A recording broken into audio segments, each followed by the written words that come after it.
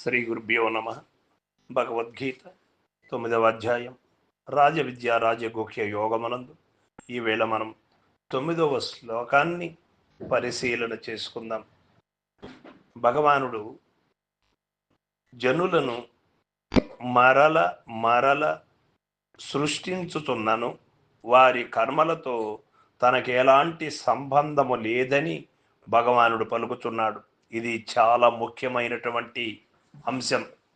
ఎందుచేత అంటే నా కర్మకు భగవంతుడు కారణం, నా కర్మ భగవంతుడు ఇట్లా రాశాడు, నేనేం చేసేది, నా అదృష్టం ఇట్లా ఉంది, నా అదృష్టానికి పరమాత్మ అనే కారణం. ఈ పదాలన్నీ మనం వాడుతూ ఉంటాం. ఇక్కడ భగవానుడు ఏం చెప్తూ ఉన్నాడు?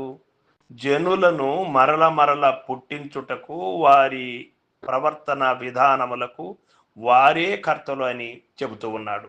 ఏం చెబుతూ ఉన్నాడు ఈ 9వ శ్లోకము ద్వారా అని మనం ఒకసారి పరిశీలన చేసుకుందాం. నచమాం తాని కర్మాణి నిబధ్నంతి ధనం జయ ఉదాసీన వదాసీనం అసక్తం తేషు కర్మషు. ఇంత క్లారిటీగా చెప్పాడు భగవానుడు.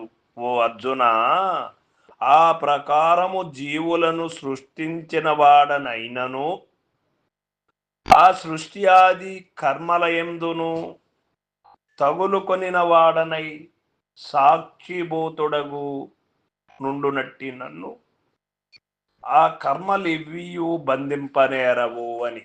ఎందుచేత అంటే మానవుడు చేస్తూ ఉన్నటువంటి కర్మ ధర్మలకు పరమాత్మ కారణమైతే మనము చేసినటువంటి కర్మములకు ఆయన బంధింపబడవలసి ఉంటుంది కదా. మనము పుణ్యము చేస్తే భగవంతునికి పుణ్యం వస్తుంది, మనము పాపం చేస్తే భగవంతునికి పాపం వస్తుంది. ఎందుకు? ఈ అన్నిటికీ ఆయనే కారణభూతుడైతే ఒక మనిషిని ఏదైనా ఒక పాప కృత్యమునకు ప్రేరేపింప చేసినటువంటి వాడిని శిక్షిస్తుంది కదా చట్టం. చేసిన వాడితో పాటు చేపించిన వాడు కూడా నేరస్తుడే కదా. ఆ విధముగా మానవుడు మాయకు లోనయ్యే విధంగా తాను గాని ప్రేరేపించి మానవుడికి కర్మ ధర్మములకు తాను కర్త అయితే ఆయనే కర్మఫలాలు ధర్మఫలాలు అనుభవించవలసి ఉంటుంది. పాపకృత్యములైన పుణ్యకృత్యములైన పరమాత్మని అనుభవించవలసి ఉంటుంది. ఇక్కడ అందుకని పరమాత్మ ఏం చెప్తూ ఉన్నాడు?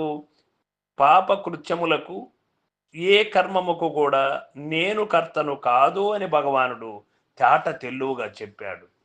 ఈ ప్రకారముగా జీవులను మరల మరల సృష్టించుతున్నాను, ఆ కర్మలతో పరమాత్మకి ఎలాంటి సంబంధమును లేదు అని ఇక్కడ మనకు తెలియబడుతున్నది. వారు తటస్థులు, సాక్షిభూతులు అనగా సూర్యుని సన్నిధాన మాత్రము చేతనే జనులు వారి వారి కర్మలను ఆచరించినను ఆ కర్మలతో సూర్యునికి ఎలాంటి సంబంధం ఉన్నదా? ఒకవేళ సూర్యునికే సంబంధం ఉన్నను ఎట్లు మనము చేయు కర్మ ధర్మములకు మన జీవన విధానములకు సూర్యుడు ఎలుతురునిస్తూ ప్రకాశనిస్తూ ఉన్నప్పటికీ కూడాను సంబంధమును ఎట్లు సూర్యునికి లేదో, మన నిత్య కర్మలకు సూర్యునికి సంబంధము లేదో, అట్లే భగవత్ సాన్నిధ్యముచే జరుగు ప్రకృతి చర్యలకు సృష్ట్యాది కర్మలచే వాస్తవముగా ఆ భగవంతునికి సంబంధమన్ను లేదనియు, వాని యందు వారు తగుల్కొనరనియు, వానిచే బంధితులు కారనియు ఇట వచింపబడినది. దీనిని బట్టి పరమాత్మతో నైక్యమొందిన జీవులకును కర్మబంధమేమియు ఉండజాలదని స్పష్టమగుచున్నది. కాబట్టి మనము ఇంతవరకు ఏ భ్రాంతి చేతనైతే నా కర్మధర్మములకు ఆ పరమాత్మే కారణం, నా యొక్క రోగములకు ఆ పరమాత్మే కారణం, నేను జీవించే విధానం అంతా కూడా భగవంతునిపై నెట్టి వైచి మనము అల్పజ్ఞులై నేను అల్పుడను, నేను అల్పజ్ఞుడను, పరమాత్మ సర్వజ్ఞుడు, నేను బుద్ధిహీనుడను, పరమాత్మ బుద్ధిమంతుడు. ఇటువంటి మాటలన్నీ కూడా మనం మాట్లాడుకుంటూ ఉన్నాం.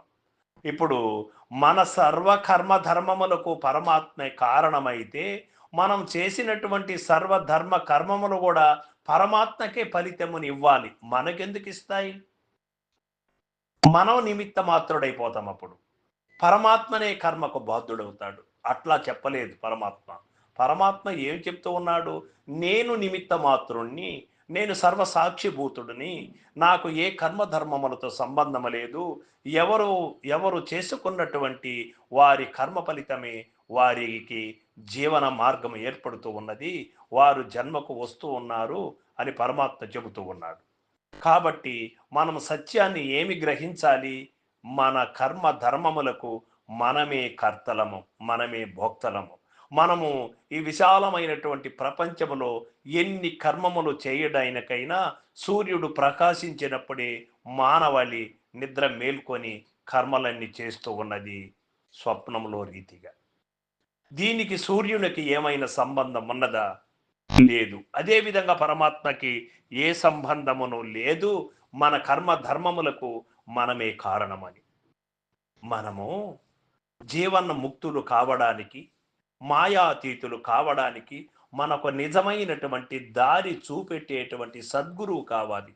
అటువంటి సద్గురు చరణు వేడాలి. అటువంటి సద్గురువు లభ్యమైనప్పుడు నిజమైనటువంటి మద్గురుమూర్తి ఎవరికి లభ్యమవుతారో వారు ధన్యులు, ధన్యులు, ధన్యులు. వారికి ఇక ఈ మాయ ప్రపంచం ఏమీను చేయలేందో వారిని.